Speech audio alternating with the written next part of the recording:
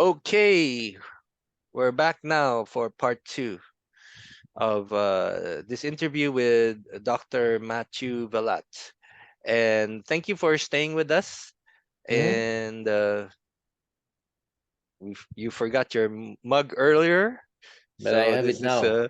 two It's all strings, fixed. two strings over drinks. All right, let's. This is for 15 years. Wow. I started my doing this in my midlife.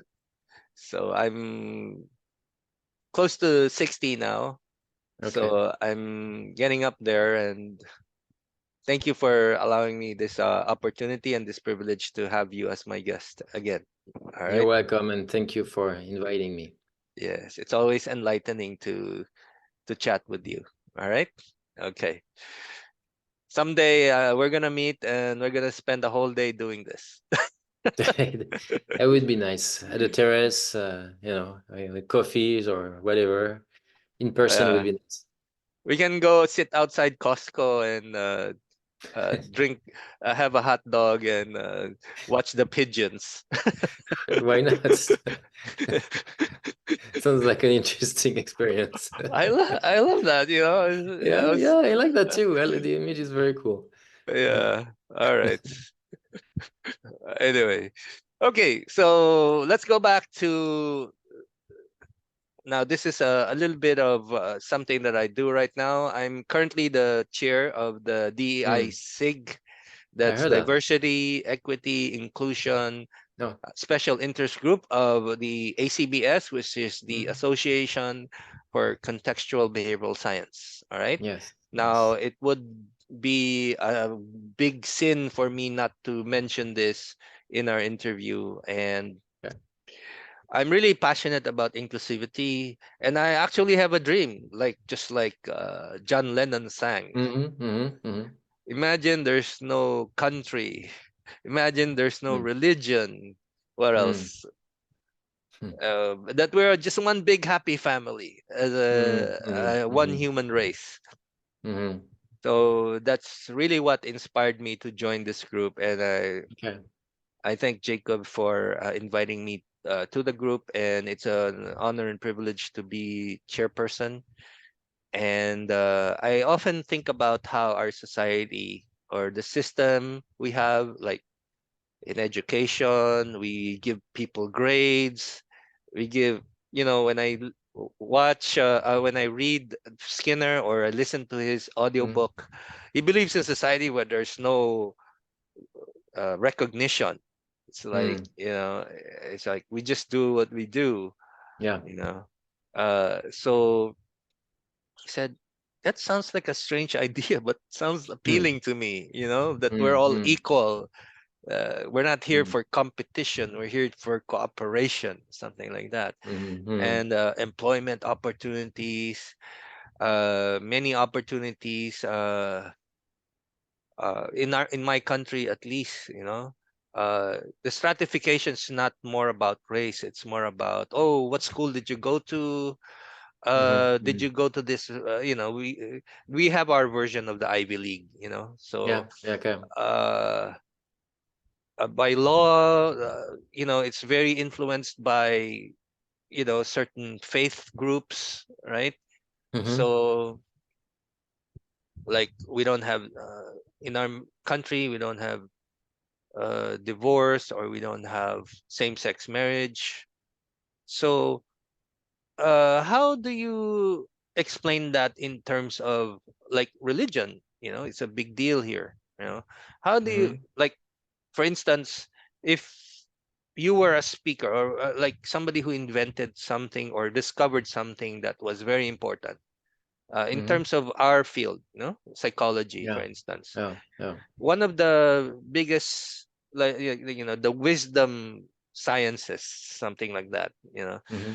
uh they usually look at the person who created it, and once they see something that's not in line with, let's say, for example, you were the one who you discovered this about wisdom, about living the life, the good Mm-hmm. life, just like the Greeks. said. Mm-hmm. But since you're a Greek philosopher, you don't believe in, a deity, right? Okay. Then Okay. yeah, maybe that's not for me. It's too Yeah. scary. It's not Yeah. it's Yeah. not in in line with what I learned from my religion. I see. Yeah. So there's a lot of like marriage is inaccessible in our country for same-sex relationships. Yeah. Okay. Divorce is not even accessible in our country. It's still being debated on in our Okay. Congress right now, and we don't know. It's been decades or close. We've had these rules for 100 years already. We're more than Mm-hmm. 100 years old as a republic. Mm-hmm. So in RFT terms, that's I think it's about rule following. No, Mm-hmm. if you're like if you don't fit the mold, I used to belong to a religious group that says Yeah. that if you want to be a leader in this particular group, then you have to have, you don't have, it's not, you shouldn't have a child who's homosexual, you Yeah. know, Yeah. because if that's the case, then you're not being a good father, and Yeah. Sure. you can't be the head of this religious group, Mm-hmm. Mm-hmm. you can't be standing up behind the pulpit and talking about your faith, because your child Yeah. is Yeah. a homosexual. All right. So a lot of these rules. So can you explain that in terms of the bigger picture of our society? How can Yeah. rule following be a source of psychological rigidity? Yeah. That's what we're seeing in the part one, this podcast today. Hmm. The rules they are helpful in that they organize our experience. Whenever you they think of it as a way to keep note of what you're learning, basically a rule. It's Hmm. like you found a good way of getting to a certain place in town, and you remember the itinerary because that way next time you'll know how to go back there, and maybe then you find a better way to go there faster, and so you remember that. So you take note of that. It's like building rules. You don't necessarily write it down, but it's like you Hmm. you remember it. And societies they do that too. They keep note of what seems to be useful over Yeah. time through generations and generation and generation. Sometimes it's in Yes. families, and we have rules like that organize how we think we can live in society. uh, so I in a lot of societies you have the constitution. That's a set of basic laws. There are like rules, there are principles, and they are meant to be very stable. So it's interesting because they are not, in a way, you could see them as very rigid because they are not something that we change too much, right? To change the constitution in most countries, you have to go through a very complicated process. Yes. Exactly. And Yeah. there's a point to it. It's because if you could change it too often, then it would be hard to maintain certain coherence in the group. Okay. Imagine it's in any institution or group, if you don't have a set of rules that are relatively stable, it becomes almost like, well, there's no institution, there's no group, right? So you need to have a sense of stability. But at the same time, they should not be too specific, those rules that don't change often, because if they're too specific, they are not able to adapt to variation in the context. Yes. Right. Okay. So that's why in constitutions, usually it's general principles, Yeah. principle of we value equality, thing. And then it's more specific. You have subcategories of rules that are more specific, and then it gets into the laws that can be changed more often through a democratic process, depending, of course, on the society. So I think what you're describing here is an example of that. Is that there's there were different questions, I think, in your point. So I'm addressing some, and you let me know if there are aspects that I didn't address. But I think you pointed to the issue of not being open to other ways of thinking, right? Of like because I follow a rule, because it's Yeah. part of the system in which I live, Yeah. religious, political, social. I need to follow these rules in order to belong to the group, in order to have Yes. access to success. Yes. Um, and then at some point, well, that's where you seem to be from your perspective, is you see that there are rules that are not working anymore, right? That's Yeah. what you seem to express, right? We knew we Yes. should change something there. Why is it not changing? And you sense that rigidity. It's the same thing that happens with an individual, or in therapy or in other contexts where you're like, okay, you the client is still following the same rule, even though there's something that doesn't seem to work. So how do we help this person be more in touch with that the different aspect?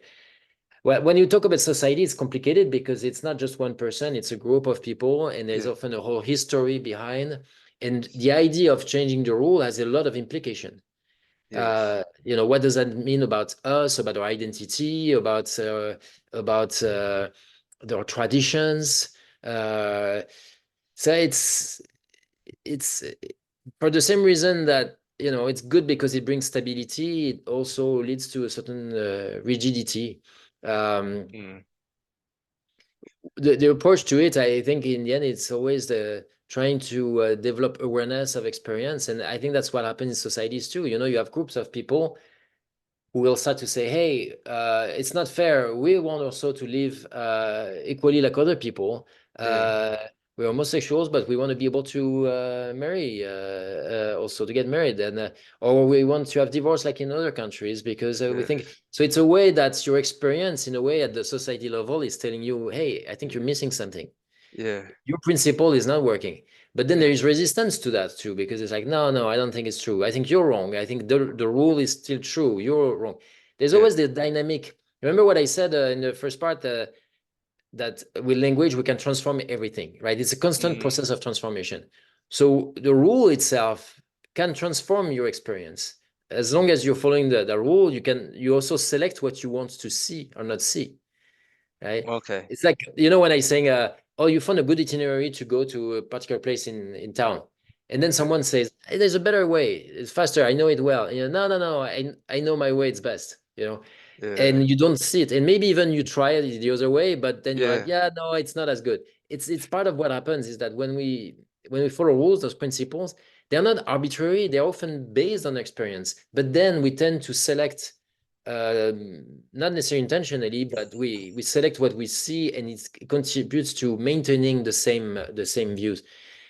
So it's probably much harder to change societies than individuals for that reason. There's a lot of Mm. history, and even if at the individual level I want to change, Yeah. if other people in my community don't want me to change, it's going to be hard to change.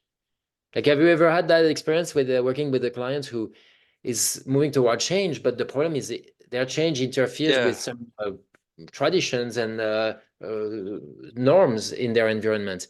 Yeah. It's Exactly. it's, Yeah. it's I challenging. mean, up until now, I get inquiries like, "Well, do you counsel unmarried couples?" Mm, Yeah. mm, mm, So mm. it's because here in our context, counseling and religion are kind of enmeshed together. Okay, You know, yeah, it's like you can't be a good counselor if you don't have these rules about yeah, religion. yeah. You I know, see. so it's yeah, and the, well, which brings me to another question that I was going to ask. Hmm. In Nicholas Ternek's book, he mentioned something like, "I think I need my drink." Yeah. Go ahead. Okay, all right. He mentioned something like, language has a fundamentalist quality about it. All Yeah, right, yeah. so in I see some of the barriers being broken, like same-sex couples are starting to have the courage to come out and seek Mm, therapy. And like you said, sometimes there are homosexuals that are afraid to come out because uh the religious family, the mm. person belongs to a religious family. So as you said, it's hard to change even if you want to change, right? Yeah, So it doesn't really show up until something really, it comes crashing down. All right. yeah.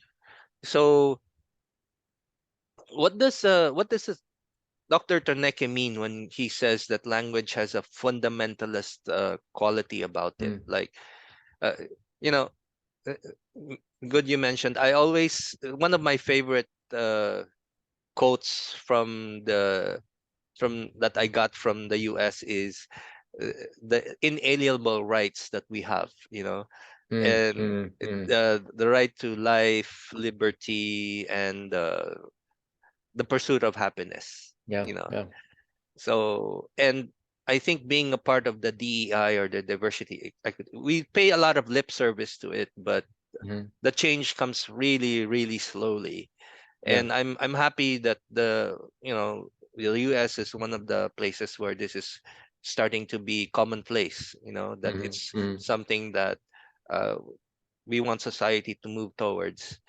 Uh-huh. So that brings me to the point. What does that mean when a fundamentalist? When hear about fundamentalist, it's like you're Yeah. following really very strictly the code to the Yeah, yeah, letter. yeah, yeah, yeah. Yeah. Yeah, it's hard to interpret somebody else's quote, so I don't want to Mm, misinterpret what he meant. We should ask him, but I think what he's referring to is the tendency we have of taking literally language literally. Is so the core in RFT we said okay, symbols refer to experiences, yeah. objects, Yeah. and so I'm able to say cat and to picture a cat, to know that you're going to think about a cat too, or take your mug and I know you're going to take the mug that I'm thinking of. So it's interesting because it's a sound, but it means something. And so I think what it means is that we can treat the symbol as if it was the actual thing, almost not exactly that, because I'm not going to drink the word water, right? Mm-hmm. Mm-hmm. But when I'm saying water, there's a lot of the Mm-hmm. functions of water, a lot of Mm-hmm. effects of that series that are present. Especially if Mm-hmm. I said something like lemon, vinegar, you Mm-hmm. probably start to salivate because Mm-hmm. there's a sense of function here. Or if you're thirsty and I say water, cool water with some ice, you see what I mean? So I think that's what he's referring to, is that even though language refers to things and it's not the actual thing, it's we experience it as the same. So it's almost like there's that essential quality to it, and that's the issue that we can find with rules, in that they can become followed not as rules, as guiding principles that can be changed, because all rules can be changed. Okay. All rules, I think, should be always questioned. From my perspective, following a rule well implies to question the rule. You have to question the rule. If you're only following the rule without questioning it, you will eventually get stuck somewhere. You're going to end up rigid and disconnected from your experience. So what you need is to question it. Is that really the good rule? Does that still work? Is it still matching Mhm. what I'm experiencing? And I think that's where things go problematic often with language and following rules, is that we don't want to question it. That's something you often see in groups. It can happen in religion, can happen in politics. You've established a good set of rules. That's good. It's working well. And now you should not question it anymore. Even asking a question can be forbidden in some groups. You know, Yeah. daring raising a question, being curious. You see that in families too. Kids who ask too many questions. Yeah. You should no, just do what I say. I have a very Yeah. different view. I think it's important to cultivate curiosity and questioning, and Uh, trust that, okay, if we're wrong, we'll develop a new rule. If something mm, is missing, the rule will, and maybe the rule is still good, and then it will come out even stronger then. yeah. You know what? Because that reminds me, let's say, the frame of coordination, right? Mm-hmm. This equals this. So Yeah. when you learn something, like you read from religious text, like Mm. homosexuality is bad, or you Yeah. learn from your tradition in your family, or these are the three best schools you have to go to. Yeah. Yeah. The other Mm. schools are all bad. Yeah. So you carry that until you become a human resource manager and you say, okay, I only hire people who belong Yeah. to Yeah. this Yeah. Yeah. particular group of students who belong to Mhm. this group of Ivy League schools. Sure. Yeah. Yeah. So that's where, but the thing is, we're not really aware we're doing that. that we hold these as the truth. Yeah. Yeah. That's true no matter what, well, Yeah. and sometimes your experience will tell you, because these universities do call their admissions, right? They Yeah. choose Yeah. the kind of students. Of course they'll end up with the best, Yes. Yes. Yes. because they're Yes. already screening them. It's Yeah. compared to just randomly selecting Yeah. students. Yeah.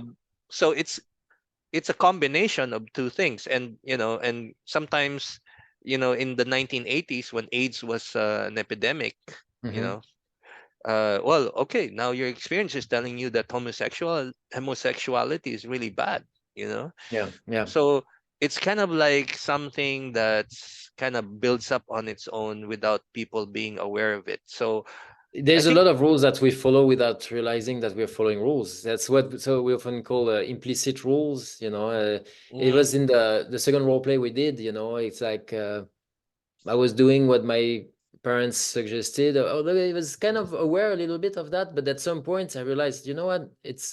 I'm bored here. That's not what I want. It's often what you experience. It's like in the movie the Matrix. When the beginning of the movie, the character is Uh, sort of asleep. He's like being fed with the. It's not awake. And then yeah, at some point some information starts to come through, and yeah. then he wakes up. It's a metaphor, and it's a old metaphor that you see in a lot of stories. Uh-huh, uh-huh, The idea of waking up from, like, you develop a perspective on what you're doing. Wait, why am I doing this? Why am I believing what I'm believing? It's coming from society, coming from my family. It's a process that every individual goes through, but uh, depending on where the environment in which you live, there's questioning this transformation is more or less encouraged, allowed, or punished. You know? yeah, you know what?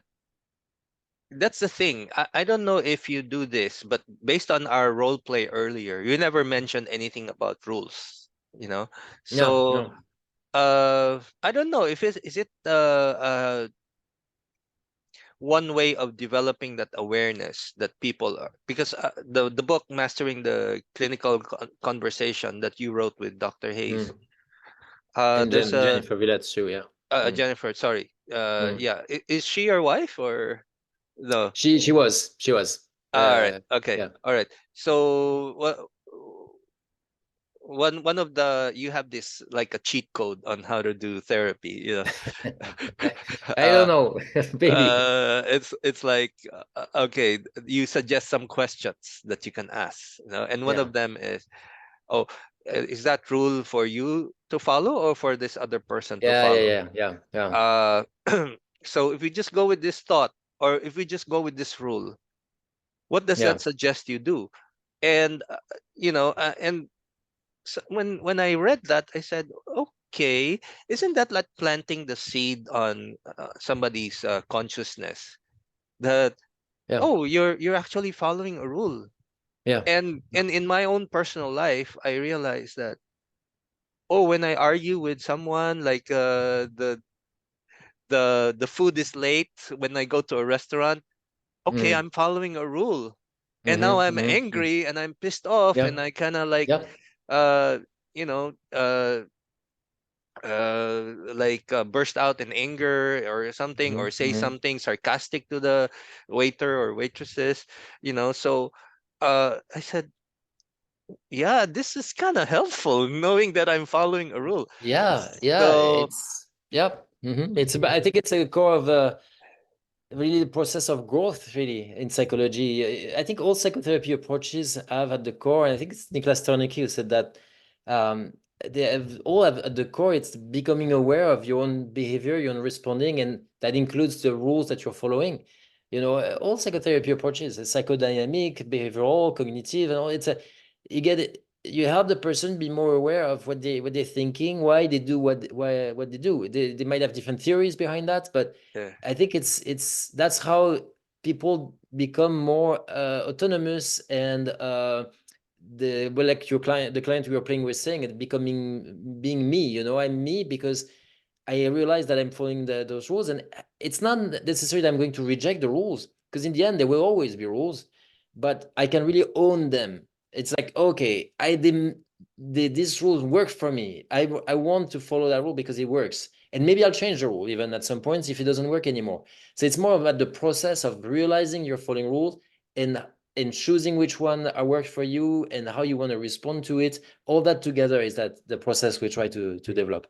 And Yeah. yeah, they don't use the term rules in the role play because that's not the term that most people use in their everyday life, honestly. So to me, it's more like beliefs, principles, thoughts, ideas, theories. All that is a sort of synonym for rules.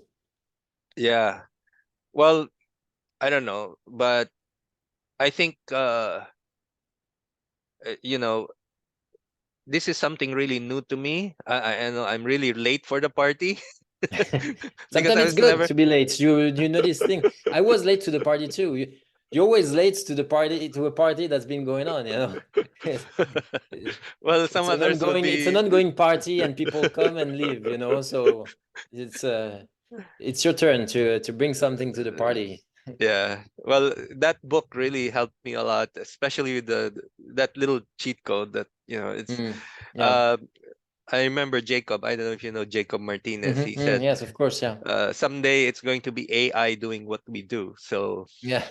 with that Yeah. cheat code, oh yeah, I think that's possible. Yeah. I don't know. I think there will always be an ingredient missing. I think, yes, it's a cheat code, but if you're doing it too much with from a perspective of Yes. solving a problem like a machine, eventually that Yes. doesn't work anymore. I There are lots of techniques that you can use, but they need to be more of an expression of an attitude that you have with the client.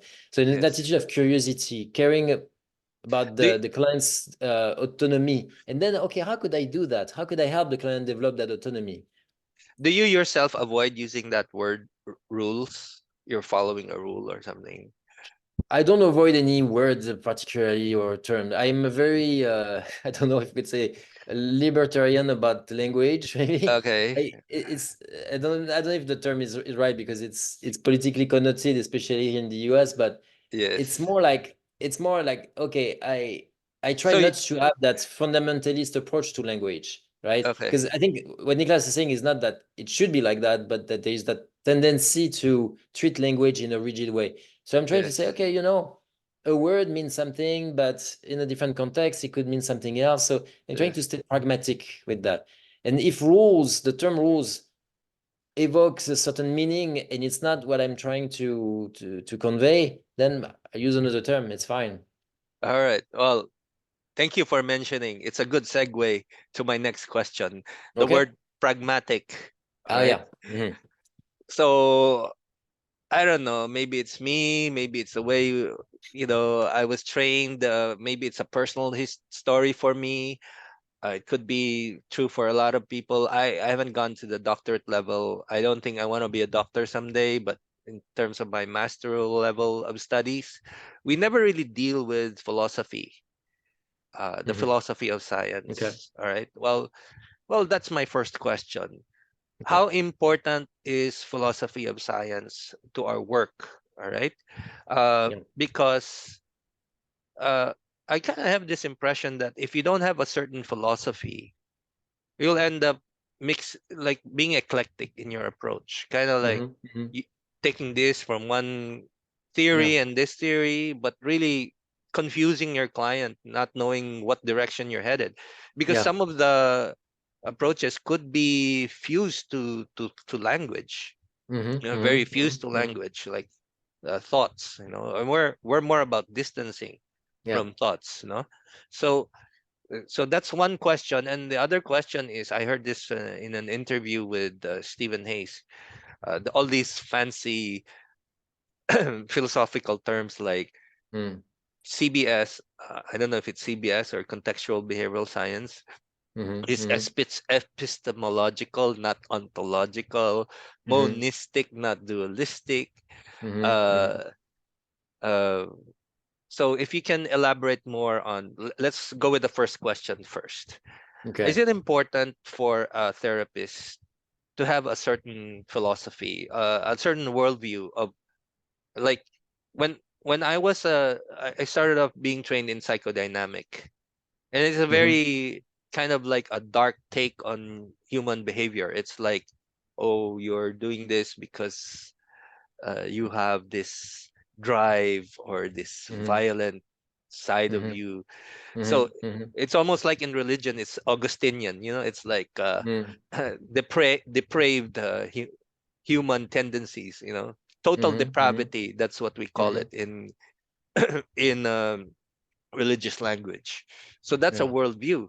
That's a Yeah. view of human Yeah. being. Yeah. Now, as I go into contextual behavioral science, it's more of a positive view that we're cooperative. That even if we go to the jails in any country, no one convict will tell you that I'm here. My mission is to kill people, right? Yeah. Yeah. Yeah. Yeah. Even when I saw these serial killer movies, right? Mm-hmm. Mm-hmm. They think that what they're doing is actually helping the world to become a better place. Mm-hmm. So Yeah, or they even just do it because that's what they are attracted to doing, even though they might not have like finding meaning in it, but it's the thing that they found to yeah, it's make it's their uh, life work in some ways, right? Obviously, it's pretty limited and problematic, but uh, I think what you're pointing to is that all humans are humans in the end, and the mm, philosophy behind contextual behavioral science, functional contextualism, is a humanistic approach for sure.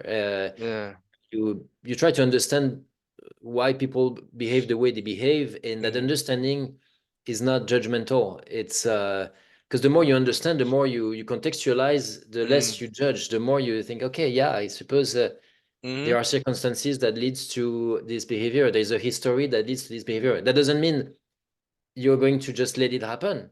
yes, yes, You can still intervene. You can still say no. You can punish even. yes, yes, It's part of the process too, but yes, it's less moralistic. It's more functional. It's more like, yes, okay, we don't want to allow people to kill each other just like mm, randomly for because I want to kill because I'm angry. Why do we not want to do that? I think it's what I was saying earlier. It's important to ask ourselves questions, and in fact, it answers your question about the importance of philosophy. Earlier, I was saying to follow a rule well, you have to question the rule. Well, the philosophy is about that. Philosophy is about questioning. okay, So in big rules, big questions about life. Is it important to live your life? What's the meaning of life? Should mm, we love each other? Is compassion important? Or what's most important, equality or freedom? And that's what philosophers do. They ask a yeah, question, they try to answer the question. There's never really a final answer to it, yeah, but it's the process. Every generation goes through that and ask themselves, they reread old philosophers and they say, oh, they were right, no, they were wrong. But it's that whole process of trying to find clarity.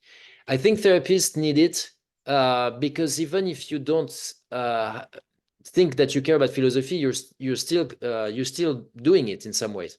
You mm, have a worldview. It's what we were saying about the rules that we follow. Even if you're not aware of them, you're going to follow them. So it's better mm, to be aware of it, so you know what you're doing and what you want to do. At the level of philosophy, it's like a constitution for society. Philosophy, worldview is like a constitution. It's that yeah, core beliefs that don't change too much, yeah, that really are the foundations of your life. yeah, And it's not like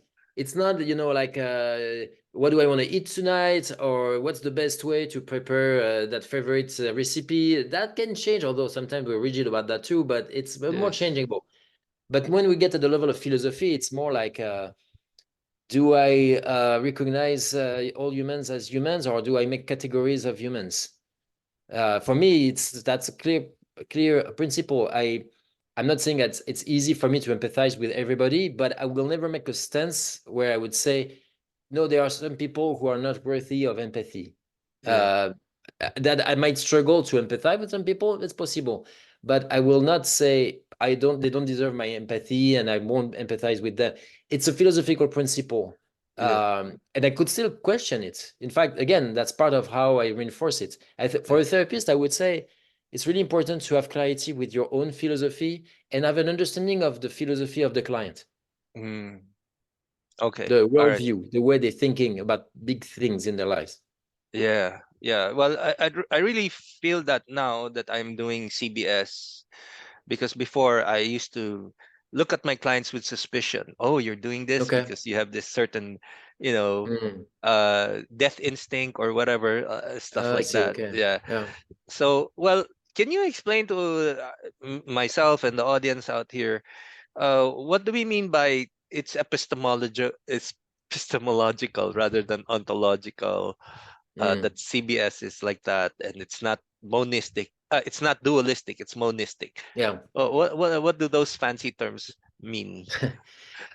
So I'm more used to using the term aontological. I know what epistemology is, but I'd have to see in the context where you saw that, and or you maybe ask Steve directly. But so usually I'm the terms that I use is aontological, that is distinguished from ontological, Okay. or also anti-ontological. So bear Okay. with me, because I'm gonna try to be relatively short, not spend 3 hours, but it's something that I like to explain usually when I have a lot of time, right? So I'll try. It's basically, ontology is when you try to validate your ideas, your theories, your sense of truth based on the idea that there's something external to your experience that Okay. remains true regardless of your experience.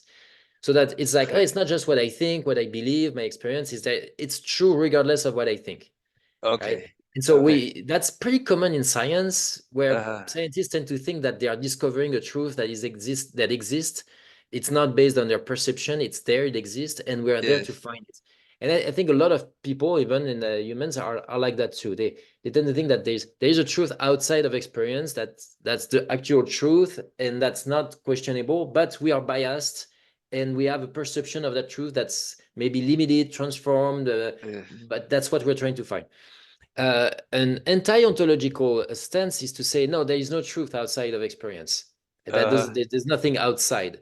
okay. Uh, and the problem is, when you say that, you're still making a statement about what's outside your Okay. experience. So in both cases, you're making a hypothesis about something that exists outside the world in which you live, that Hmm. exists. So there is a contradiction there, right? It's like, how can you make a statement about something that's outside of your experience? By definition, it's going to be part of your experience, because if it's something that you can refer to, even make hypotheses about, then it's Uh-huh. part of your experience. Okay. All right. Aontology is Uh-huh. more, it's more phenomenological in that sense. It's to say, there's one world that's experiential. It's Okay. everything you talk about, you interact with, you hypothesize about, fantasize about, everything you want, that you part of your life. In the end, it's your experience. Mm. Mm-hmm. Even when I read a scientific paper that says we have evidence that blah blah blah, okay, Yes. it's part of my experience. I'm reading a paper that's reporting about an experiment that was conducted by scientists. But you see, I never left my experience. It's in the end, Okay. all that is part of experience. So every time I want to say, well, yeah, but it's not just my experience. There's something outside of it. That thing that's outside, even if it exists as part of your experience. So that's a really important concept in functional contextualism, this aontological stance. The other stance, the dualism monism, it's really did, but it's saying that in the end, there's one world. It's complex, integrated. Uh, but if you state that there is a world and then there's something else than this world, and you compartment it in fundamentally different categories, Mm. again, it's not coherent. It doesn't make sense, because if I say Mm. there's two worlds, then there is a world in which I can say that there are two worlds. So here you Uh, go. There's one world that has two worlds. uh, Why is it important? Again, I'm trying to be short here. So uh, by the way, you're asking by questions that really deserve more time. But by by the way, there's one more. Mentalism versus behaviorism. yeah, What's it's also related. Mentalism is the idea that you make sense of psychological phenomenon based on mental activities, but they are treated as different than your behaviors. okay? Again, you're asking me questions that are hard to answer quickly, but it comes down to the same idea. The three questions you asked, I think there's something that you can take, is that if you're trying to divide the world into parts that are Uh-huh. fundamentally different, belong to completely different worlds, it's not coherent. It doesn't make sense, because Okay. as you're doing that, you can also recognize that Well, you're aware of these two parts. So then they're part of that experiential world.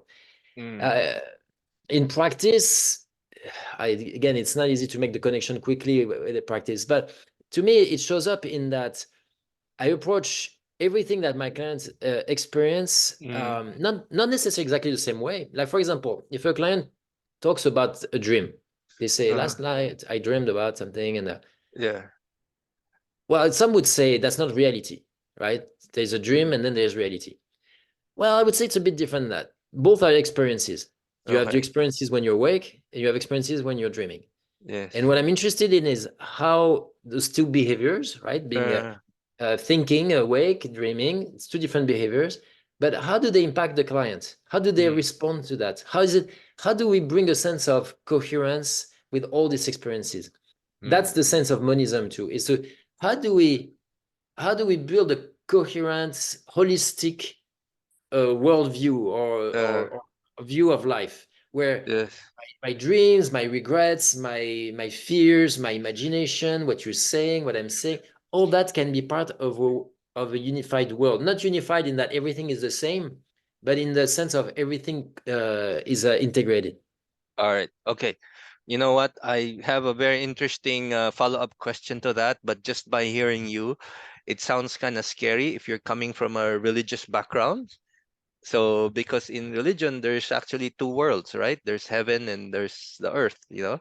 I don't know if Are there's they any, completely distinguished, though? I think that uh, perhaps that's also part of yeah, what a there's religious person there's the needs body and the to. soul, you know? Yeah, So, but there's also that idea of transcendence, right? In mm, where yeah. you Anyway, that's it's yeah, yeah, it's a that's whole topic. Perhaps we'll do a podcast on spirituality one of these days. that's a long discussion. Yeah. Let me. We only have about 10 minutes left. Oh Okay. well, you know. I hope we could. Anyway, so all right. So this is more about psychology, and I still kind of, I'm starting to dwell into the history of our science, Mm-hmm. the science of behavior. And the more I learn about our history, the darker it seems, Okay. like psychology has been used to divide people or to sort Mm-hmm. people into the Mm-hmm. highly intelligent and Mm-hmm. back in those days, they even used the words morons Mm-hmm. or Mm-hmm. imbeciles. Yeah. They were part of our lexicon. Yeah. It wasn't politically incorrect to mention them in the Mm-hmm. past. Mm-hmm. And as I read through, going down back to the basics to Yeah. Skinner, I was struck by one of the quotes that I got from the book is man's first experience with causes probably came from his own behavior. Things moved because he moved. Mm-hmm. If other things moved, it was because someone else was moving them. And Yeah. if the mover could not be seen, it was because he was invisible. The Greek gods served in this way as the causes of physical phenomena. They were usually outside the things they moved. So I don't know if this has to do with the mind, dualistic. Let me Mm-hmm. go. Let Yeah. me go back to the quote. They were usually outside the things they move, but they might enter into and possess them. Mm. Uh, Physics and biology soon abandoned explanations of this sort and turned to more useful kinds of causes. But the step has not decisively been taken in the field of human behavior. Mm. So basically, end of quote. I think what Skinner, there's a longer quote after this. So we attribute certain behaviors to Yeah. traits, characters. Yeah. Yeah. Oh, you did this because even if we use DSM, right? Yeah. Steve, I heard Steve say that even if you read, I haven't gone back to the book; it's too thick. But even if you read the DSM manual itself, it says Mm-hmm. it's no of no use to any kind of treatment. It doesn't have any treatment value. Mm. All right. So uh, if we go by our language, or when we say somebody is narcissistic, so that's what's causing him to do this. Yeah. If somebody was borderline personality, or Mm. and we still use these terms up to today. You did this because of your pride, Yeah. of your ego, of your super ego, stuff Yeah. like that. And what Skinner refers to those as pre-scientific. Hmm. Hmm. So these words were written in 1971. That's a Yeah. long time ago. Yeah. Are they still true of how we do psychology today? All right. I don't know. Uh, Yeah. I mean, we still Mm. say that okay, this is for borderline, Mm. yes, stuff like that. So I don't know. Where are we now in psychology? You know, we're still a minority. CBS, ACBS, I think. Yeah, but there are people who are contextualists, Mm-hmm. behaviorists who are not under the umbrella of CBS. There are Mm-hmm. approaches to language and cognition that are very compatible with the RFT in the domain of psychology, but also in other sciences, Mm-hmm. in computer engineering, in neuroscience. Mm-hmm.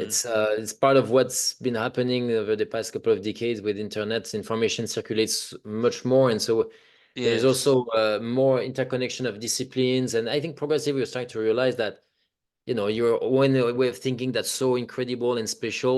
Maybe there are other people who have been thinking of it too, and Mm-hmm. let's see if we can.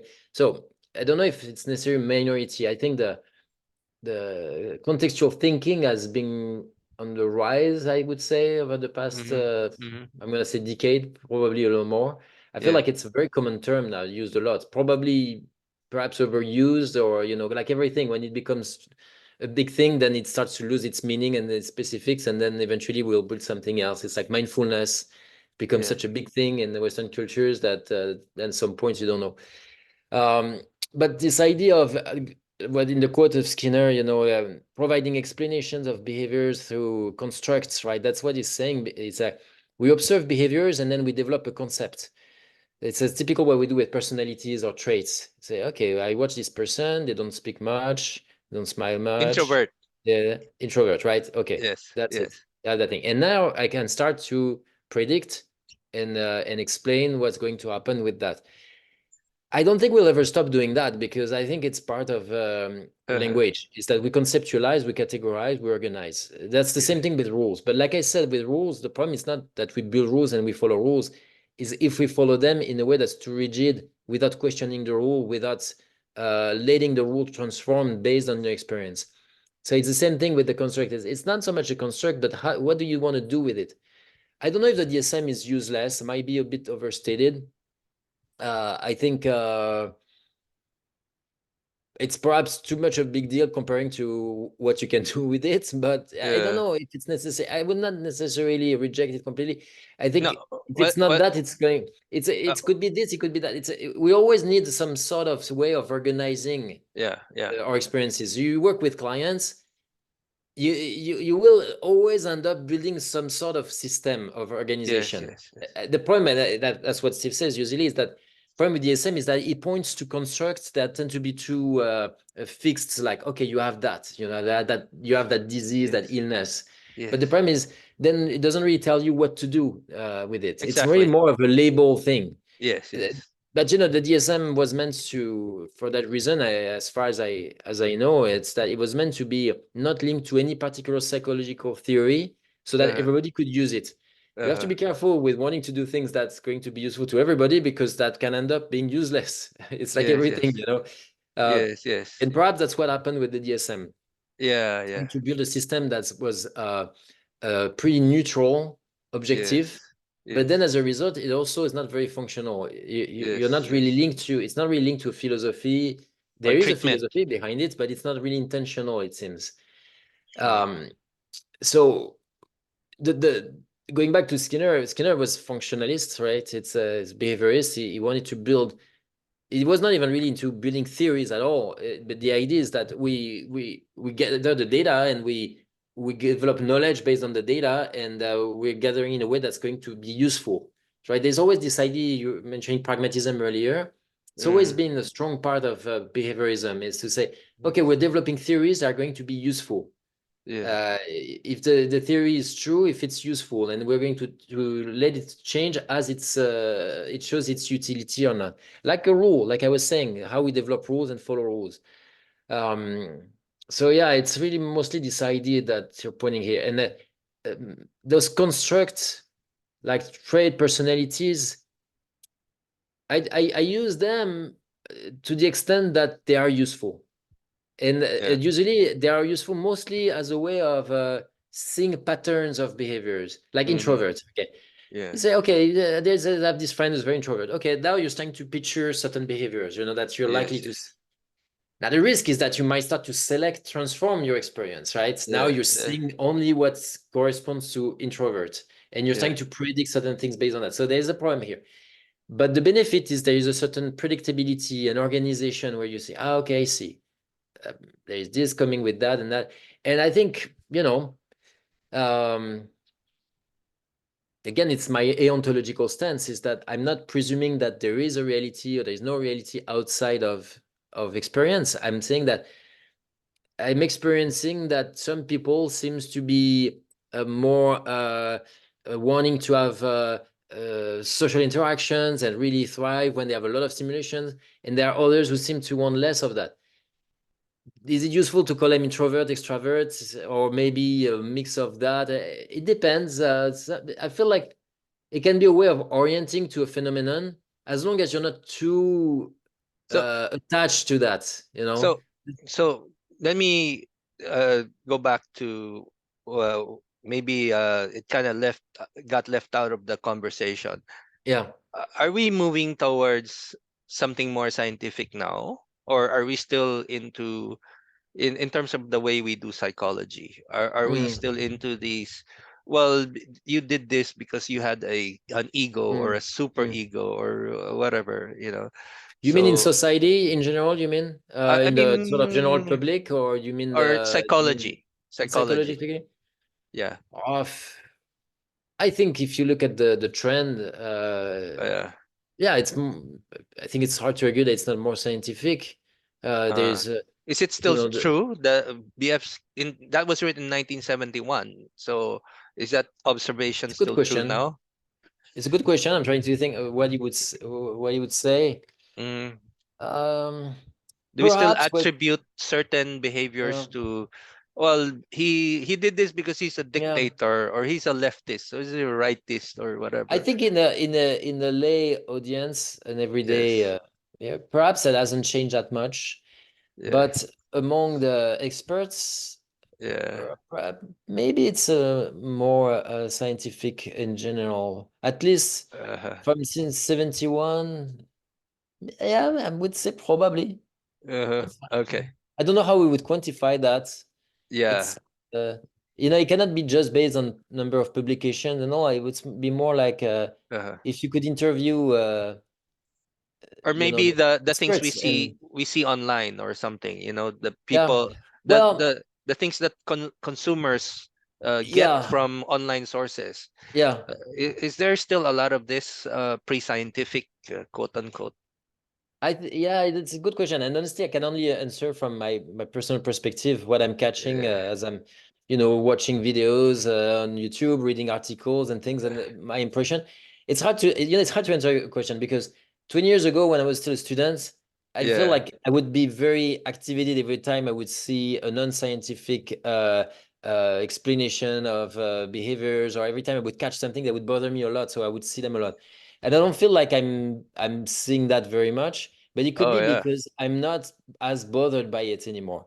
I see. It could be that I have accepted that it's normal to have experts who have a certain understanding and language, and that then Uh, you'll, when you're, I mean, for some people it's like that their whole career. So I don't know, but for me it seems like there is yeah. a trajectory, and you learn something and you become an expert, and you really think it's very important that everybody should know about it, and then Yeah. progressively you start to accept that uh, perhaps it's not that important that everybody thinks the way you think, and perhaps Mm. you're not so right as you think. Perhaps that Uh, folk wisdom that you thought was pseudoscientific maybe actually is more right than your theory that's based on thousands uh, of scientific studies. I've learned to be much more humble and integrative about the ways that we learn. The different ways that we develop all right. knowledge. I think there is a risk in being too. If we mean by Uh, scientists that we always refer to the experts in the room that has come yeah. up with the study and Yes. all, I think we'd probably And start missing important things. you know what? You know what? I'm trying to. I wasn't there. I wasn't born. I mean, I was very young when Skinner was Mm, around. mm, mm, So anyway, so I guess that's probably where he's getting this bad impression among people that he's kind of talking about manipulating people and mm. all that, treating us like animals or rats in a lab or something. Yeah. I guess But he that. had this idea that we had a science of human behavior that should be used more. Really, Yeah. this point was, look, we have solutions to a lot of problems. Technology is Yes. improving in all domains, but there is a Yeah. domain in which we are not applying what we know, and it's Yeah. human behavior. And look at Yeah. what we can do. That was his idea. Now we are 50 years later. We've learned more. We're able to do more. Yeah. Uh, are we using it more? Yeah, probably. I mean, we would like to look at what we are measuring. Yeah. Uh, but I think I would tend to say that yes, now it's always tricky because like in all sciences, you solve issues, but by solving an issue, you create new issues. Now we can detect cancer, but now we have to treat cancer. So it's like you could say, oh, we're so far still from being. I'm not sure it will ever end. Yes. So if we look back, and it would be interesting to think of what kind of markers of progress we could measure Yes. to Yes. say if we have become more scientists in our approach to psychology, but also if it's been helpful, like in Mm. education, in mental health, in the way we organize our societies. Mm. Um, Probably there are a lot of things that you can take quotes of Skinner and say, oh yeah, that's amazing. It looks like it's been written yesterday. Yeah. Like in the book you're referring to, Beyond Freedom and Dignity, I think it talks about the risk of nuclear war and things like that if we Uh, don't I apply haven't. principles to Yeah. human behavior, right? Yeah. Uh, well, yeah, you could say, well, look at where we are now, and we're worried about that too, and Yes. how do we save the planet and all these questions and racism and things like that. But perhaps the fact that we are aware of these issues and Yeah. is a sign that we are making progress. Hmm. Yeah, I don't know. All right. Okay. Well, Matthew, we ran out of time again. It's time Went flies fast. when I'm talking with you. Anyway, I'll give you this moment. If there's anything going on, I saw some of your emails on the listserv we have in ACBS. Are Bad you workshops. Yeah, do you have Yeah, but you any? can always go check out the languageasintervention.com website. There's a lot Yeah. of free resources that are related to RFT and Mm, information about trainings if you're interested. But yeah, and feel free to contact me at my email address. You'll find it on the website. Or you can put it in the comments and when you post the video. I'm always happy to be in contact with people who are interested in RFT. yeah. But that's it. Yeah, I appreciate your the opportunity to explore with you these questions, and it's cool that you're doing those podcasts and interviews. It's a true contribution, really. You say you come late to the party, but it's important to have people who come at the different time because they see something different. That was the case for me. It's true. I started to discover Acton RFT. It existed before. It was Yeah. younger at that time, Yeah. but that and I saw something that I think other people didn't see. So you're doing that too. I think it's cool. Thank you. I appreciate that. And yeah, it's been 15 years and still discovering more things. And it humbles me to have people like you to come here to my little channel. And thank you. I appreciate it. And thank you for celebrating my 15th anniversary with Happy me. anniversary. All right. Bye bye for now. Bye bye.